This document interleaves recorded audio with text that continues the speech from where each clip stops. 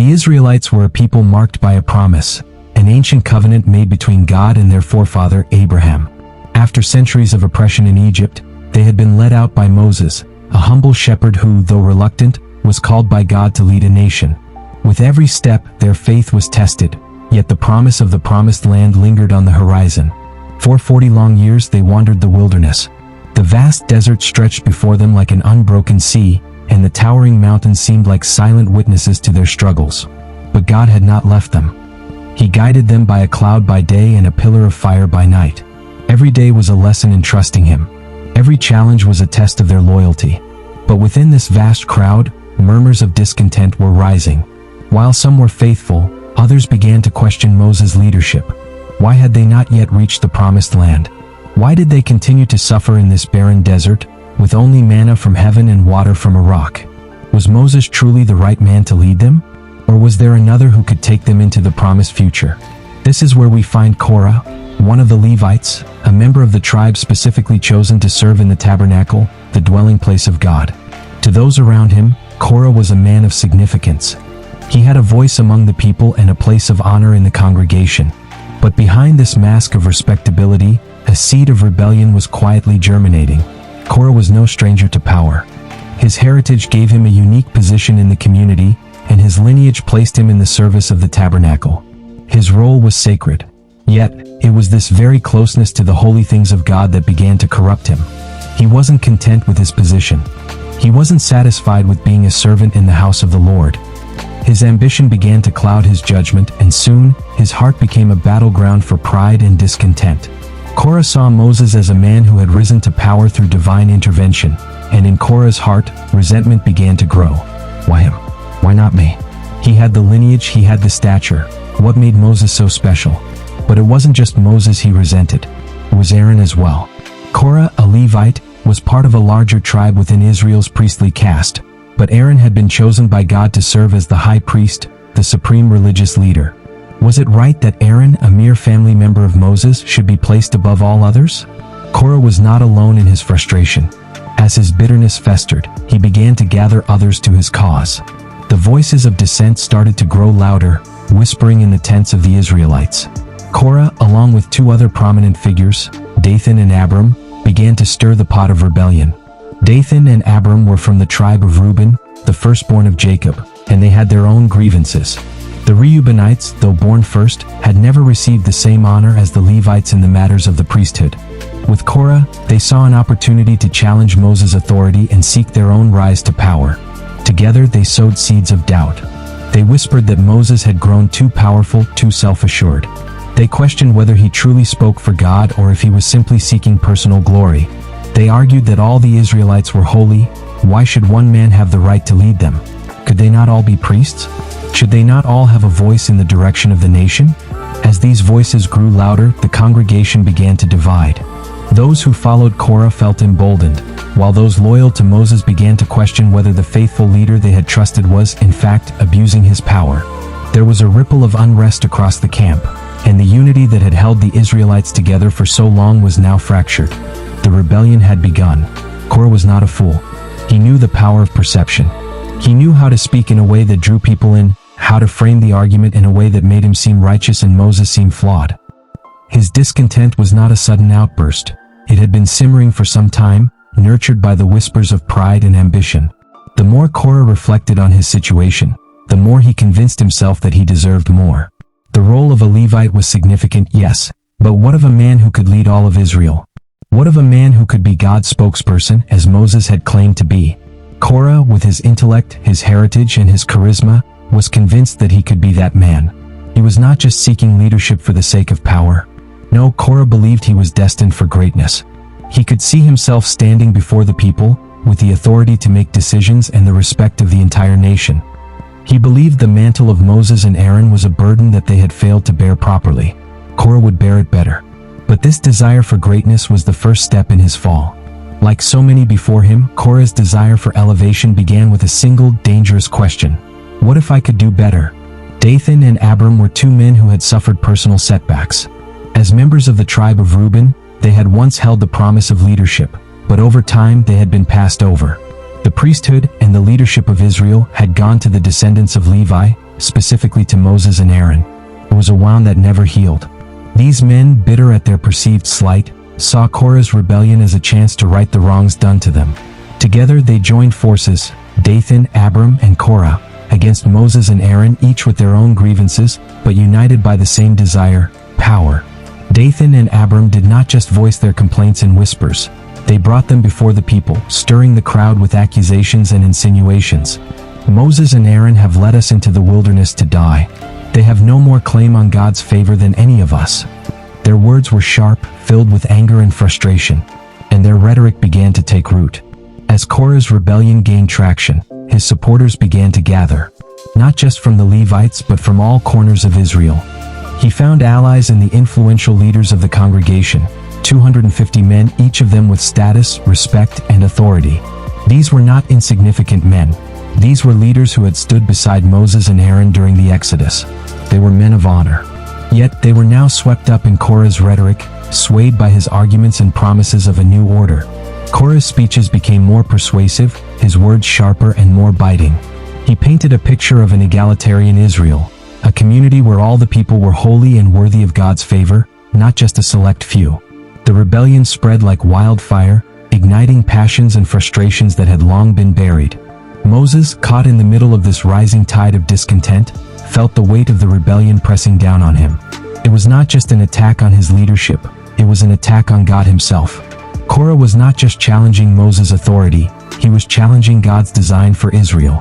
Yes, the story I've shared up until now sets the stage for the pivotal moment when the earth opens and swallows Korah, Dathan, Abiram, and their followers. This dramatic event would be the climactic moment of the rebellion. I'll now continue the narrative, including that critical moment of divine judgment, and expand it further, focusing on the earth opening and the aftermath. The tension had reached its peak.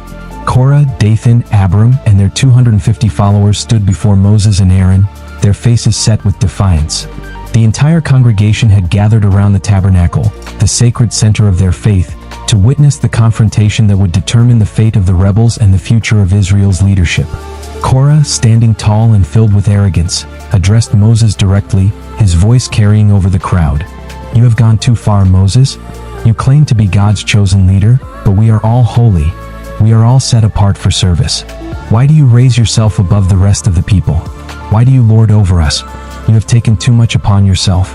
It is time for a change." His words were fiery, meant to stir the hearts of the people and sway the crowd to his side. Moses, hearing the bitterness in Korah's voice, felt a deep sorrow in his heart. He had led them through the wilderness, through trials and triumphs, but now they were accusing him of falsehood. He looked around at the crowd, at the faces of the men who had once stood with him, and his heart was heavy with grief. But in the midst of his sorrow, Moses stood firm, knowing that his authority came from God alone. "Listen to me, Korah," Moses said, his voice calm yet filled with authority. "You and all your followers have gathered to challenge God's will. You have chosen to dishonor his appointment, to reject the leadership he has ordained. But I will not be the one to judge you. The Lord himself will show you who he has chosen." His voice echoed with a quiet, unwavering strength that seemed to reach into the very souls of the people. Moses turned to the assembly and made a bold declaration. "Tomorrow, Korah, you and your followers will present yourselves before the Lord. You will bring your censers and fire pans, and the Lord will choose who is holy." He then instructed Korah and the others to bring their incense and offer them before God. The time for words had passed. It was now time for God to reveal his will. As the next day arrived and the rebellion gathered before the tabernacle, Moses fell to his knees in prayer. He knew the weight of what was at stake. His people, his brothers and sisters, were on the brink of disaster. He pleaded with God, asking for mercy but also for clarity. "Lord," he prayed, "you know the hearts of all men. You have called me to lead and I am not perfect, but I have done what you asked. Let your will be done now and show these people the truth." At that moment, Moses heard a voice, quiet yet unmistakable. "Separate yourselves from the tents of Korah, Dathan, and Abiram. Do not touch anything of theirs, lest you be consumed in their rebellion." The Lord had spoken. Moses, filled with holy urgency, commanded the people to move away from the tents of the rebels. "Get back," he shouted to the congregation. "Move away from the tents of these men, and do not touch anything they possess, for the judgment of God is upon them." As the people scattered, an ominous silence fell over the camp. The leaders of the rebellion stood in defiance, unrepentant, their faces hardened by their anger and pride. They refused to heed Moses' warning, convinced they had the truth on their side. And then, as if on cue, the ground began to tremble. At first, it was a slight tremor, almost imperceptible. But within moments, the earth began to shake violently, a deep rumbling that seemed to come from the very depths of the earth itself. The people gasped in terror as the ground split open beneath Korah, Dathan, and Abiram. Suddenly, the earth split apart with a deafening crack. A massive chasm opened wide, swallowing the tents of the rebels, the men themselves, and their families. The 250 leaders who had followed Korah's call were consumed by the earth, their cries swallowed by the earth's insatiable mouth. It was a sight that no one would ever forget. The people watched in stunned silence, eyes wide with disbelief as the ground closed back up, leaving nothing behind but the silent witness of the earth's judgment. The rebellion was over. In an instant, the Lord had spoken. His wrath had been poured out, and his justice had been swift. Those who had been near the rebels, Dathan, Abiram, and Korah, saw the earth open up like a monstrous beast, devouring all who dared to defy God's authority. The earth had swallowed them whole, and with it, any hope they had of standing against God's appointed leaders. For a moment there was silence. The Israelites stood frozen in place, unable to comprehend the magnitude of what they had just witnessed. Some were too afraid to speak, others too stunned to move. But Moses, standing tall amid the chaos, gave a simple command: "Return to your tents. The Lord has shown his judgment." The consequences of Korah's rebellion were undeniable, and the people began to slowly realize the full weight of their actions. The earth had opened its mouth to consume those who had dared to question God's authority. It was not just a warning to Korah and his followers, it was a warning to everyone in the camp. The Lord would not tolerate rebellion, and he would not allow his appointed leaders to be challenged. Lessons learned: the fear of the Lord. The Israelites began to understand the gravity of what had occurred. Their murmurs of discontent and whispers of rebellion had nearly torn their community apart. But God had intervened in a way that left no doubt about his sovereignty.